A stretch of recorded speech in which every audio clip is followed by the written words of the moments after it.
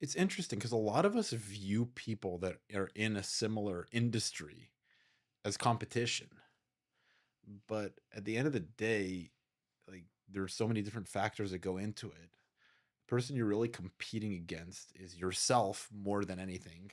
Sure, there are some other people who are in a similar industry that can eat into certain market share or market segments, but it's like most of the time it's like they're more so colleagues rather than competitors, and it's like how do we kind of reframe that and kind of like view them as, hey, these are my colleagues, like how can we all work together and how can we all grow together?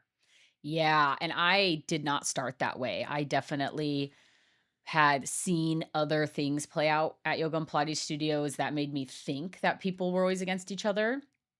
And I when I started my studio, I felt like I did have to keep things close to my chest, but that's something that people who aren't doing very well feel, but as soon as you're successful, most people are just giving away the farm because they know how hard it is to implement it. And if you're not going to implement it, then who cares? And if you are, you were going to do it anyways. Like me, like I didn't invent aerial yoga, and I'm not the first one to own a yoga and Pilates studio, but I'm really good at sharing aerial yoga, and I'm really good at sharing best practices with other studio owners. So when I took my first yoga teacher training, or when I did my first high ticket consulting with another consultant, I was always going to have my own studio, and I was always going to help other people. And they were my first stepping stone, but it was always going to happen because I have it in me. And it's like how do you integrate customers and clients into more of the back end and business stuff that not only enhances their experience but also helps you boost revenues as a business owner?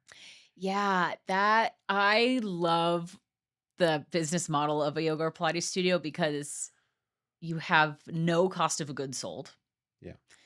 and there's payroll and overhead, or payroll and rent as overhead, and you just put as many people in there that you can fit. And then you look at class utilization. And when it comes to physical products that have a cost of goods sold is where it gets so much more complicated. And a lot of studios can make that decision where their core offer, which is their weekly classes and memberships, are where they want them to. And instead of going my route with retreats and teacher training, more services, some of them do go for full retail. They have a whole Lululemon merchandising contract, or they have a fridge buy Smart Water Coca-Cola, and Smart Water Coca-Cola refills it for them every week. And that's like an arm of revenue for them. I personally, we have snacks and we have drinks just because people do get hungry and thirsty when they're at our studio. It definitely is not like a necessarily a revenue producing arm of our business largely, but some people, they love selling Pilates grip socks too. A lot of studios make a killing on those, but find the most interest in just pushing as many people into our classes as I can. Yeah, no, that's fun. And at the end of the day, you want to get people to come and patronize your business. But I think the toughest thing is to get the customer right off the bat. And then once the customer is willing to be your customer, what other things are they willing to purchase slash experience when it comes to your business? Yeah, or what are they already Yeah, using or needing? yeah, There's a lot of consultants that help people put merchandising retail products into their businesses, and their justification is, and this has been pitched to me before, is every student that comes into your studio is wearing leggings and a sports bra under her shirt and Pilates grip socks and has a yoga mat. yep, And you don't sell any of those things. yep, But she had to buy them from someone else before she yeah, came to your business. Why don't you sell them? yeah. And again, that's just not a project that I want to take on. But if I wanted to, it's very smart. Yeah, and it's interesting because at the end of the day, you get to be the face of your business, and people want to buy something from people that they know. Mm. And once somebody's willing to buy something from you, they're often willing to buy a lot of other things from you as well. So it just becomes kind of interesting to see is like, hey, where can we service the customer? Where can we adopt the mentality of, hey, sure, you're a business, you're running a business, you obviously want to generate revenue, but it's like, what can I do to make my customer experiences centric and convenient as possible for them? I want them to be able to buy a water and a snack and a shirt and a bra and leggings and a mat. I want them to be able to have the option to get all this stuff here. Right. Now, again, sometimes it's not worth you getting into it from a business standpoint or taking back stock or owning an inventory of Right. stuff. We know a lot about being in the inventory business. It Right. definitely adds up being into stuff up Mhm. front.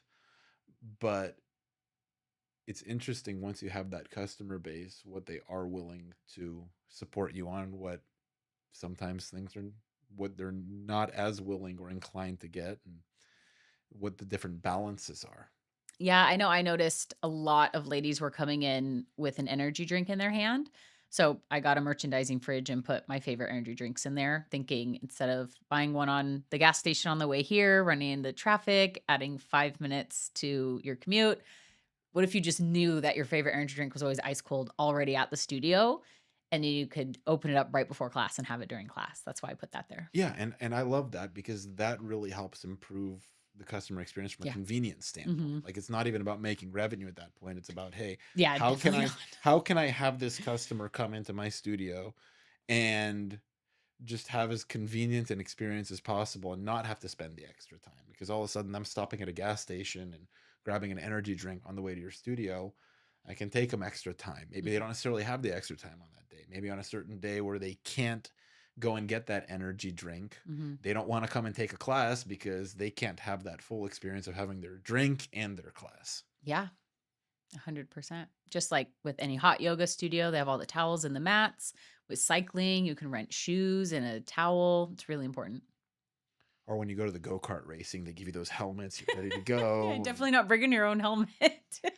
I don't think it's a bad idea. If you go enough, you get your own helmet. They're probably more comfortable. That's And you just got to find the go kart that actually runs quickly, because then you can beat everyone. funny.